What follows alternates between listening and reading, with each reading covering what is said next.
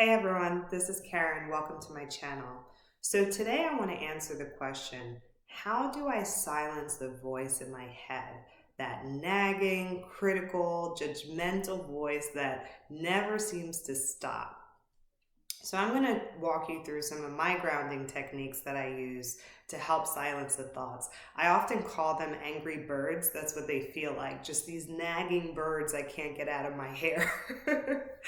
and the thing is, a lot of times we're stuck analyzing and processing and it takes up a lot of our energy, and our minds do a lot for us, but a lot of times the problems that we're dwelling on and we're thinking about over and over, they can't be solved on the level of the mind, and we really have to just withdraw from the mind in order to get to a creative space where real solutions arise.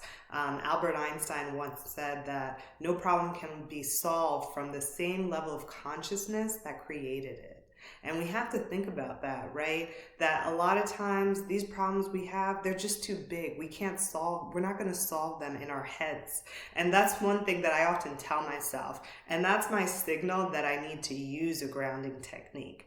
I'll be pacing back and forth, analyzing, breaking things down, and then I'll say, you know what, Karine?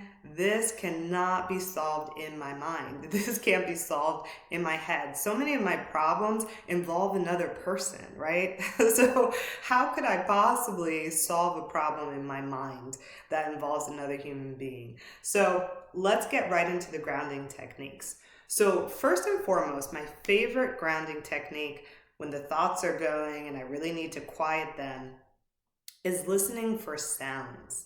This is a big one because what I noticed is that when my mind starts to take off uncontrollably, I don't hear anything anymore. And I want you all to, as you go about your day, when something unexpected happens that's probably not so positive, or, this person cut you off, or this person said this to you and you don't really know how you feel about it. And then your mind starts to wander a bit.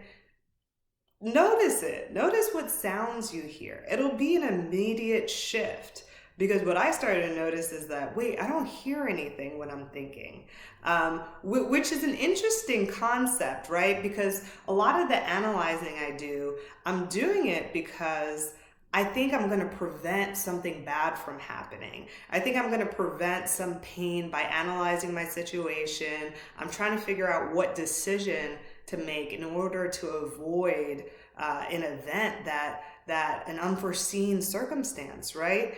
But what I found is in the present moment, I'm almost in danger. I don't even hear anything. I could be walking down the street, and I wouldn't even hear a car coming or someone walking up behind me or so it's almost like what we're trying to prevent, we're almost in a state in which we're causing it by not being present.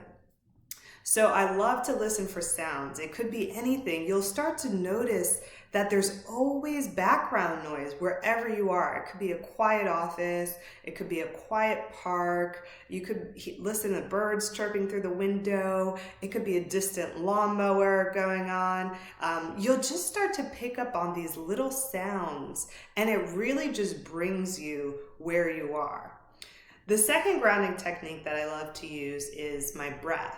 This one probably sounds quite cliche, and it can be pretty challenging,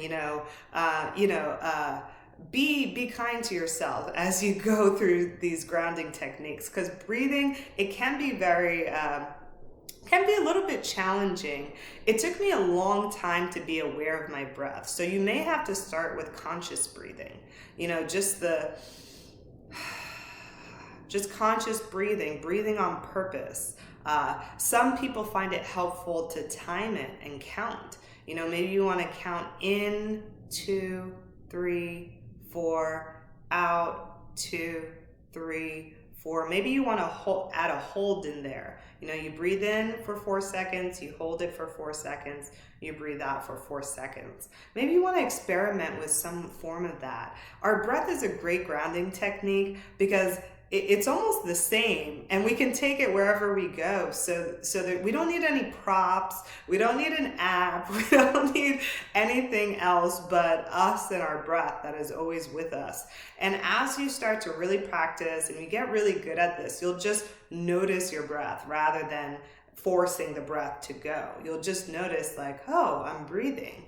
And one thing that when I really started to get more into meditation and when I did become aware of my breath, it was almost like a little jolt.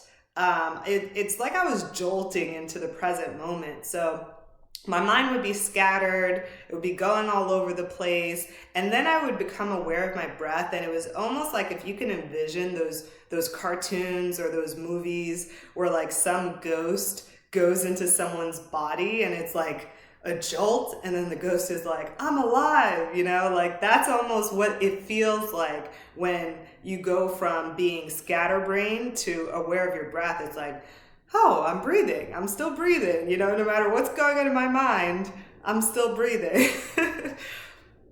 So the third grounding technique that I like to use, I like to bring my attention to my hands and feet. This might sound a little funny, but this is especially helpful when either you're talking to somebody or when you're eating. So this is another little trick where when you're talking or eating, it can be very difficult to be aware of your breath just because there's a lot of movement. When you're talking, your breath is moving in and out. There's a lot of movement going on. When you're eating, there's a lot of movement going on, especially in this area where you're breathing. So it can be kind of hard to really keep up a rhythm with your breath. So bring my attention to my hands and feet. It's something I can do at all times. I even notice this when I'm reading, especially when I'm reading out loud. I would be reading my daughter a book at night, and then I would realize that my mouth is reading the words, but my mind was completely somewhere else. And it was so strange because I didn't even think that was possible. I'm like, how is it that I'm able to read and at the same time think about all these things that happened that day, right? And what really helped was just bringing my attention to my hands and feet. Maybe you're holding something. Maybe you're holding your phone. Bring that attention to where the phone is sitting on your hand. Maybe you're holding a book. Bring your attention to your fingertips. Maybe you're just taking a walk. This is a great grounding technique if you're taking a walk outside. You just bring attention, just feel your feet pushing on the ground, right? I really want you to try all three of those. See what works for you.